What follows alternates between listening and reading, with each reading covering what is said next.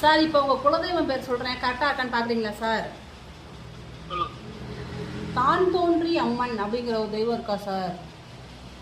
ஆமா இருக்கு சார் இப்போ உங்க வீட்டுல எதுவுமே பிரச்சனை, எதுக்காக நீங்க என்னை வந்து பார்க்க வரீங்கன்னு நான் சொல்றேன், இது கரெக்டா இருக்கான்னு பாக்குறீங்களா சார்? சரி சொல்லுங்க. ஒரு கல்யாணம் உங்களுக்கு நடந்து அந்த பொண்ணுக்கும் உங்களுக்கும் சண்டை வந்து பிரிஞ்சு ரொம்ப நாளா இருக்கீங்களா சார்? ஆமா. அந்த பொண்ணு அவங்க கூட சேர்ந்து வாழணும்னு நீங்கள் நினைக்கிறீங்களா சார்? அதை கேட்க வந்தீங்களா? சேர்ந்து வாழ்வோமா இல்லை பிரிஞ்சே போயிடுவோமா அப்படின்னு கேட்குறீங்களா?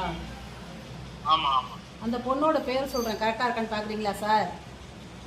சரி சொல்லுங்க. சுந்தரி சார், சுந்தரி. ஆமா. நீங்கள் நானும் ஒரே ஊரா? நீங்கள் எந்த ஊர்?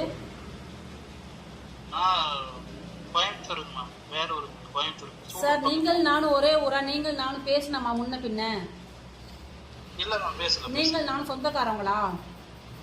இல்லம்மா இல்ல, சொந்தமெல்லாம் கிடையாது. உங்கள் பொண்டாட்டி பேரை நான் கரெக்டாக அருள்னு சொன்னேனா சார்? ஆமா ஆமா. சரி, ஓகே சார். இப்போ அப்படி இருக்கும் பொழுது சார், உங்கள் மனைவி பிரிஞ்சிருக்காங்க, ஒரு குழந்தை ஒன்று இருக்கா சார், ஒரு ஆண் பையன். ஆமா. அதோட சண்டை போட்டீங்க, அடிச்சிங்க, வம்புத்தீங்க, தகாத வார்த்தையில பேசுனீங்க. அப்போ போனவங்க இன்ன வரைக்கும் வர்றாங்க, நைட்டு நைட் சொல்லாமல் ஓடி போயிடுறாங்க. தங்கி குடும்பம் பண்ணணும் அப்படிங்கிற எண்ணமே இல்லாமல் இருக்கா சார்?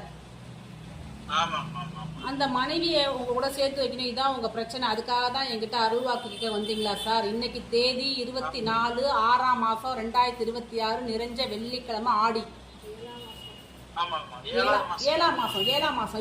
சாரி, 7ஆம் மாசம், சரிங்களா? ஆடி மாசம். அப்படி இருக்கும்போது இந்த பொண்ணுக்கும் உங்களுக்கு கோர்ட்ல கேஸ் போயிட்டு இருக்கு சார். போயிடா சார்?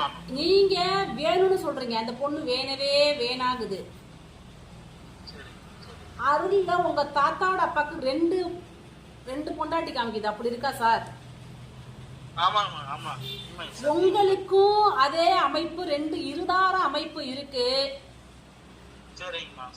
இந்த கேஸ் போட்டு டைம் வேஸ்ட் பண்ணாம அந்த பொண்ணு வந்தாலும் உங்க கூட வாழாது சார், நல்லா புரிஞ்சு வச்சுக்கோங்க.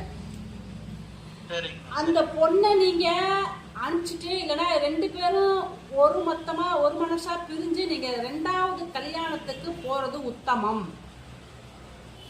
அது அப்படியே வந்து வாழ்ந்தாலும் மன நிம்மதியோட சண்டை சச்சரவோட தான் இருக்கும். உங்க அம்மாவுக்கும் உங்க மனைவிக்குமே பிடிக்காது, பொருத்தமா இருக்கு சார். உங்க வீடு வடக்கு பார்த்து வாசல் படியா இருக்கா சார்? சார் ஆமாங்கம்மா, வடக்கு பார்த்து வாசல் படி. சரி, உங்களுடைய